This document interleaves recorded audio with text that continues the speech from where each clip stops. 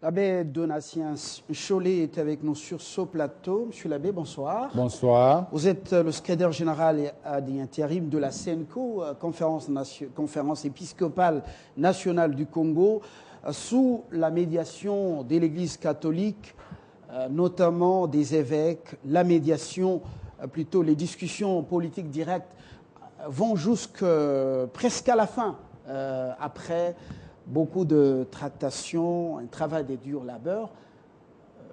Monseigneur Outembi a dit 95% des travaux déjà réalisés. Êtes-vous en passe de réussir un pari? Je crois que, considérant d'où nous venons, où nous sommes et l'objectif, je crois que Monseigneur Outembi a raison de parler en termes de 95% d'acquis. Parce que ce qui restait à régler à la dernière séance, ce sont des choses qui ne nécessitent pas une plénière ou de travaux en commission. Ça demande plutôt de passerelles, de négociations. Et on est dans cette phase-là. Mais reste que tout dépend des acteurs politiques. Vous savez que la CENCO ne fait que favoriser l'écoute des uns des autres. Si la CENCO devait dicter un accord, cela aurait déjà été fait depuis longtemps. Mais il n'a rien à dicter, mais il exhorte les uns les autres à s'écouter. Il exhorte les uns les autres à ne pas oublier que c'est le peuple congolais qui est au centre. Il exhorte les uns les autres à ne pas oublier que tout doit se faire dans le respect du cadre constitutionnel. Très bien. Vous dites que ça ne nécessite pas une plénière, mais jeudi, il est prévu quand même une rencontre au centre interdiocésain pour l'adoption de ce texte. Avez-vous annulé apparemment? Non, rien n'est annulé parce que on a travaillé, vous l'avez suivi, toute la nuit. Il y a eu des amendements qui ont été faits. Monseigneur Outembi a chargé le secrétariat technique à intégrer ces amendements-là. Et vous savez, en politique, on ne néglige rien. Une virgule mal placée peut amener une autre interprétation. Donc, il faudra bien veiller à ce que le texte arrange tout le monde, que les amendements soient réellement ce qui a été demandé. Alors, ce qui a été fait hier, c'est ceci. Le secrétariat technique a réuni les représentants des parties prenantes et leur a présenté la façon dont il a compris les amendements et comment il les a intégrés. Les uns les autres ont réagi et en fonction de leurs réactions, le secrétariat s'est nouveau mis en place. Là où il y avait encore des divergences sur les amendements faits, on a appelé les uns les autres à revoir leur base et aussi à se parler entre eux pour trouver des formes. Parce que facilement, on arrive à des divergences sur la formulation. Et là, c'est plus facile que les parties prenantes par les délégués se retrouvent ensemble pour trouver une formulation qui arrange tout le monde. Alors, jeudi, ce sera... au vendredi, ce sera l'occasion que l'Assemblée plénière vérifie tout ce travail qui a été fait. Alors, mieux se fait en amont, plus ça ira vite pour être adopté. Vous avez parlé en début de cette intervention des passerelles au niveau de certains décideurs. Ces passerelles, pendant cette période, sont-elles opérationnelles? Et est-ce que c'est le secrétariat technique qui continue à peut-être les superviser? Non, il y a des choses qui ne peuvent être faites que par eux-mêmes. L'Église n'a pas une expérience en politique. Il y a des choses qui dépassent les compétences de l'Église quand il est question vraiment de grandes négociations comme ils savent le faire eux-mêmes.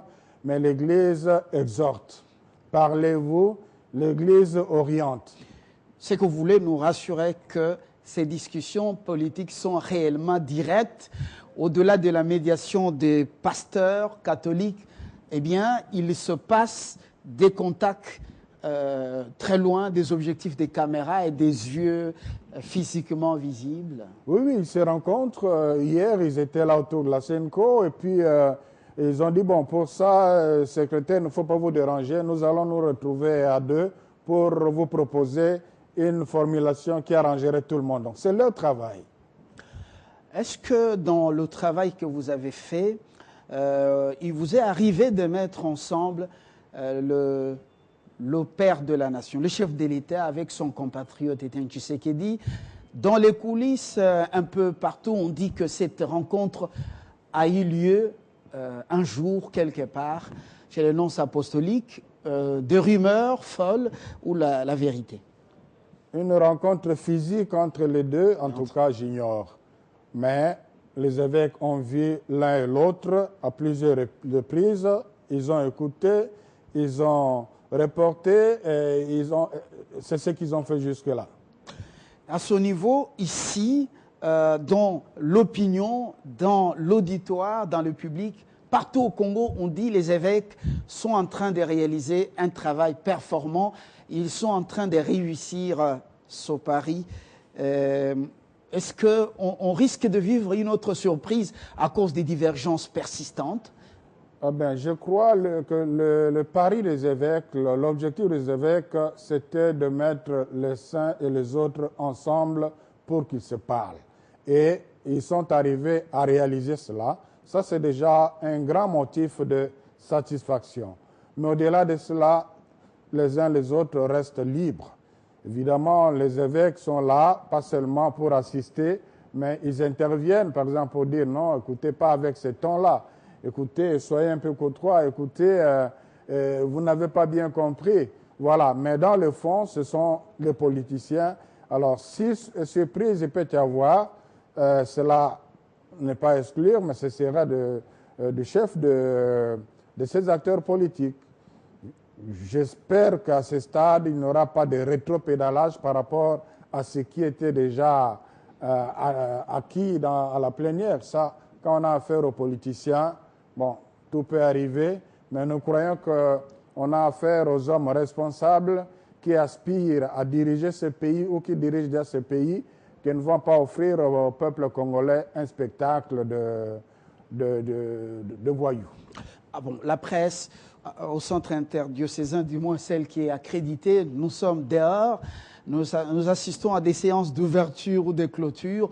Les plénières et d'autres débats de fond, on n'y assiste pas, mais on dit qu'il y a parmi les sujets qui divisent cette affaire du Premier ministre qui doit venir selon le rassemblement du rassemblement, permettez cette tautologie, et selon le camp de l'Union africaine, il doit venir de l'opposition, et l'opposition n'est pas uniquement le rassemblement. Et puis il y a cette affaire de la restructuration totale ou partielle de la CENI. Les mesures prises pour décrisper la situation ne sont pas encore appliquées, aucune. À ce stade, est-ce qu'il y a moyen d'être optimiste? Je crois que c'est encore possible qu'on règle ça s'il y a vraiment bonne volonté. Il suffit que ces deux oppositions se retrouvent ensemble et qu'ils se fassent des concessions et qu'on arrive à une solution après 2 heures, 3 heures de discussion. Il ne faut pas une année pour ça, il ne faut pas une journée entière pour ça. Vous avez parlé de la CENI. Je crois que on avait déjà avancé, ils ont longuement discuté là-dessus. La tendance était à ce que chaque composante change dans la mesure où il estime nécessaire ces représentants qui sont là. Et parlant des mesures de décrispation, et c'est vrai, cela a été soulevé. Nous espérons que d'ici vendredi, cela pourra être fait parce que le ministre nous avait donné des garanties qu'il y avait déjà un comité qui était au travail pour analyser les 7 cas emblématiques. Nous espérons que si pas tous les cas, mais il y aura au moins quelques cas dont la libération sera effective avant la signature. Je reviens à vous dans quelques instants. Je rappelle les grandes lignes de l'actualité. Les députés provinciaux du Haut-Katanga ont levé cet après-midi les immunités parlementaires du député Gabriel Kungu Akumanza. Avec cette levée d'immunité, il est désormais mis à la disposition du parquet de Lubumbashi. La Commission électorale nationale indépendante s'active à rendre opérationnels les 7500 centres d'inscription de la partie orientale du pays d'ici le 31 décembre pour faciliter l'enrôlement de la population de cette partie du pays. C'est l'annonce faite par son président Corneille Nangaa ce mardi à Kinshasa au cours d'une séance de réception de sa tournée effectuée à travers le pays. Et puis, le gouvernement de la République vient de prendre des mesures urgentes en vue d'assurer un approvisionnement régulier en produits de première nécessité sur l'ensemble du territoire national durant la période couvrant les festivités de fin d'année jusqu'à fin janvier 2017. En vue de faire respecter les prix sur l'ensemble du marché congolais, le gouvernement central demande à tous les gouverneurs de province de prendre toutes les dispositions qui s'imposent. Et puis le Premier ministre tunisien vient de se prononcer en faveur de la loi contre le racisme dans son pays en attente justement à l'Assemblée nationale de ce pays depuis près de 2 ans. La loi fait suite à l'agression de 3 étudiants congolais le 24 décembre dernier, une décision saluée par les associations tunisiennes. Je reviens à M. l'abbé Nchole Donatien, secrétaire général à l'intérim de la SENCO, pour la suite de cet entretien. Vous avez fait pression sur les politiques de 2 camps pour dire, en cas d'échec, en cas de divergence persistante, eh bien, nous allons tirer toutes les conséquences et puis appliquer un éventuel plan appelé plan B. De l'agitation, plutôt des menaces sérieuses ou tout simplement une pression sur les politiques pour qu'ils s'entendent? Écoute, on était en une circonstance où, après plusieurs jours de travaux, oui, rien n'avançait, personne ne voulait faire de concessions. Alors, les évêques devaient-ils se contenter d'être des spectateurs et laisser leur travail, laisser les brebis abandonnées jusqu'à promettre quand même l'exécution d'un plan B? Alors, il fallait réfléchir autrement. Alors là, c'était un sérieux avertissement que si les choses allaient continuer dans cette direction-là, ils allaient prendre d'autres dispositions. Et là, ça reste un secret de l'épiscopat. Et Dieu merci, le message est passé. Le plan A, qui est l'idéal, est en marche. Et tout le monde a intérêt à ce que ça aboutisse. Et le plan B est toujours dans la poche? Toujours dans la poche des évêques. Est-il venu du Saint-Siège après la rencontre qui a eu lieu au Vatican? Ben, vous savez que le Saint-Siège ne donne pas des injonctions aux conférences épiscopales. Le Saint-Siège peut à la rigueur faire des recommandations qui sont bien reçues. Et en tout état de cause, toute décision de l'épiscopat reste leur affaire. Lorsque les évêques sont rentrés de Rome, on a compris que le registre avait changé, le ton était devenu ferme et dur. Pour quelles raisons exactement? Et vous avez dit on ne va pas se limiter à notre rôle, à un rôle d'accompagnateur. Cela signifie que vous voulez jouer un rôle très actif? Non, il faut bien situer la position dans son contexte. Si on allait évoluer dans ce sens-là, ce serait la pure irresponsabilité des hommes politiques. Ça signifierait que ces politiciens ne tiennent pas compte du peuple. Les évêques n'allaient pas se contenter de cela. Dieu merci, le train en marche. Quel est le rôle que compte faire jouer justement la structure qui va assurer le suivi de l'accord ou de l'exécution de clauses de l'accord pendant la transition? Ok, ce comité ou ce conseil-là aurait comme mission principale de faire le suivi des dispositions des accords qui doivent amener à à organiser de bonnes élections dans le délai. Dans l'accord, il y a des recommandations à l'endroit des différentes institutions. Il y a le Parlement qui a des choses à faire, il y a le gouvernement qui aura des choses à faire, il y a la CENI qui aura les choses à faire. Donc le rôle de ces comités-là, qui sera doté d'une expertise ad hoc, serait justement de vérifier si tout est en train de marcher selon les prévisions et de tirer les sonnettes d'alarme en cas de nécessité. Peut-on le comparer, ce comité, à ce qu'on appelle comité d'accompagnement de la transition? On peut donner tous les mots que l'on veut. Le plus important, c'est la définition, le contenu. Donc, c'est une structure qui aura comme mission principale l'inspection de ce qui doit être fait selon l'accord. Parmi les cas emblématiques, justement, dans le cadre de la commission dénommée des crispations politiques, il y a le cas d'Yomi Ndongala. Selon les informations en notre possession, le chef de l'État aurait souligné ou déclaré que ce cas dérange un peu la conscience, heurte sa conscience, et que les évêques étaient priés d'écrire pour ce cas un peu sensible. Vous infirmez ou vous confirmez l'information? Écoutez, il y a des choses qui, du point de vue éthique, ne peuvent pas être étalées sur la place publique, comprenez-moi. Et c'est votre droit. Pour ce soir, on clôture cet entretien par le message d'espoir. On a passé le 19 et le 20. Il y a eu ce qu'il y a eu. Aujourd'hui, les évêques ont eu moins de temps d'aller nourrir ou paître les brebis.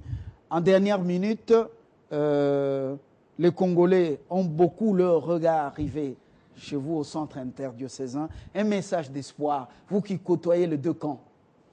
Je crois qu'il y a à espérer, mais pour que ce rêve devienne une réalité, nous en appelons au sens de responsabilité des acteurs politiques de toutes les parties prenantes.